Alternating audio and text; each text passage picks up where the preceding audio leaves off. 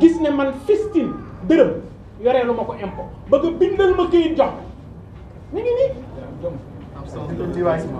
notification d'absence de redressement waaw léegi nga toog ba 2024 yow mi nekkoon ci opposition bi démb te naan Bougane liñ koy songee du dëgg la nga doon wax naan du dëgg tey jii nga bëgg taxaw naan non non non na gars yi fay impôt quoi ay sàcc la. Il faut qu'on soit sérieux. Il faut qu'on soit sérieux.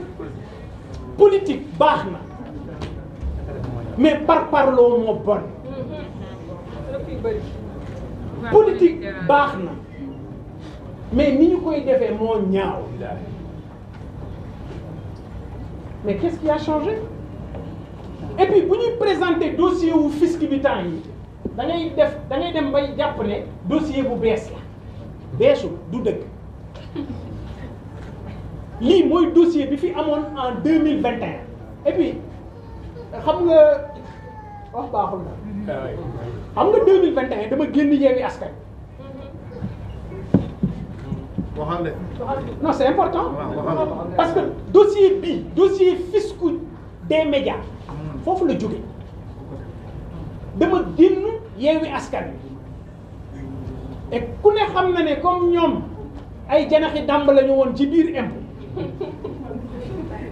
ñoom ci seen bopp ñoo déclenché des opérations de vérification contre toutes mes sociétés je dis bien toutes les sociétés bu Bougane moom dañu déclenché opération de vérification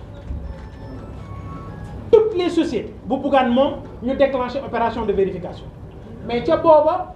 le suñu premier ministre toogoon ca Ziguinchor yónnee def benn poste ne Bougane li ñu koy songee ci impôt acharnement dossier boobu mooy nekk ba tey waaw dossier wu boobu bu fekkoon ne acharnement la 2021 waa Macky Sall def ko waa 2024 kay kon xanaa acharnement bi war a jeex. aussi simple. Mais malheureusement il est important de vous dire que nous on a combattu un système mais malheureusement les acteurs du système sont au pouvoir. Je dis les acteurs du système sont au pouvoir. Kon la ñu doon wut ñun ci rupture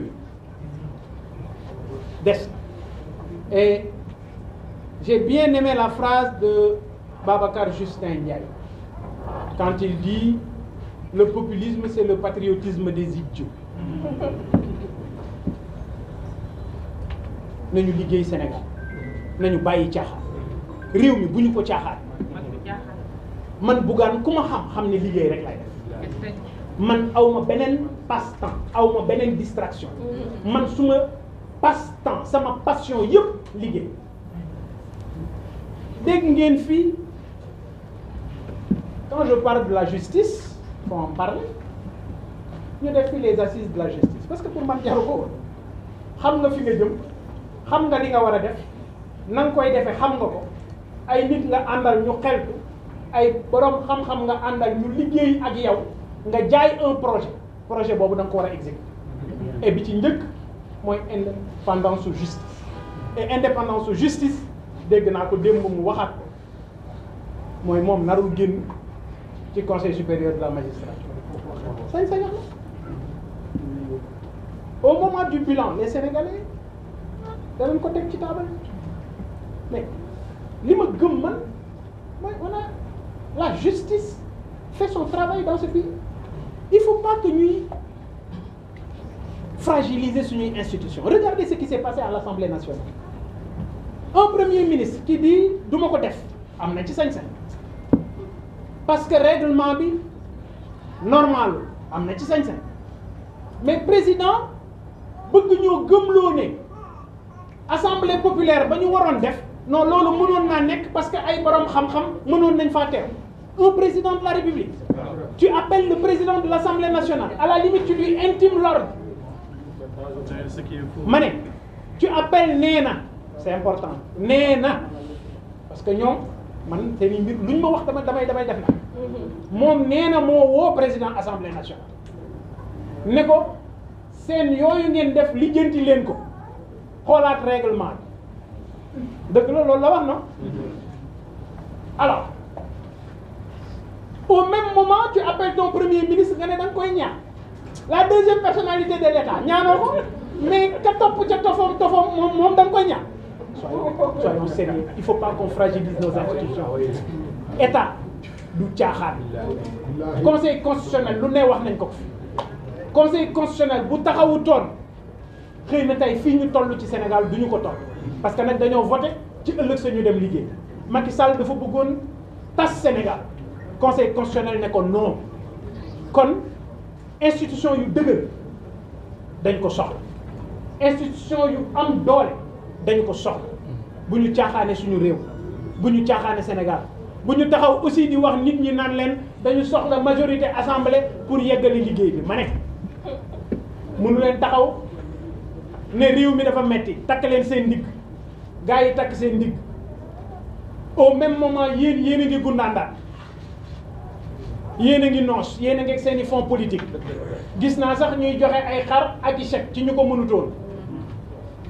kon bu ñu fooyee Sénégal justice boobu dañ leen war a respecter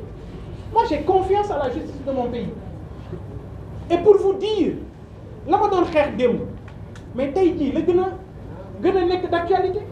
dégg ngeen ci benn coow ñu naan woy Bougane immeuble am dañ ko saisir non ma ne c'est important aussi loolu ma wax bi nga déggee ñu ne Bougane immeuble am dañ ko saisir dama génn def poste ne leen banque bi wax loolu fen na ne leen banque bi njublang la te ba tey déggu leen banque bi tox non may leen ma li ñuy wax dafa am solo il faut sénégalais yi comprendre 600 millions lañ ne moom la ñuy toppee société boo xam ne man maa ko moom société ak yow sa alal nekkul ak benn ça n'a rien à voir pourquoi muy banque boobu LBA maanaam crédit agricole ku moom crédit agricole non ku moom kan moom crédit agricole état bu Sénégal moom crédit agricole ñoom Macky Sall comme man bi may def jooni licence su crédit agricole laa doon utiliser dañoo jàppoon ne bu ñu daggee collaboration bi ak crédit agricole Bougane tos ko rek ñoom ñu bind lettre dagg collaboration fekk na en 2015 BOS SA mooy société d'ingénierie informatique boobu ma leen doon wax dafa def benn prêt 398 millions xam nga prêt boo koy def dafay am yéen enseignants yi xam ngeen prêt day am convention de prêt après bu dee ñun sociétés yi dafay am caution solidaire lii la ñuy wax caution solidaire pour benn opération mooy opération prêt bii ñu souligner muy 398 millions tribunal bi commettre expert bi ne leen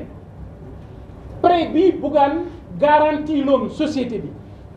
prêt boobu fay nañ ko ba jeex na tàkk société bi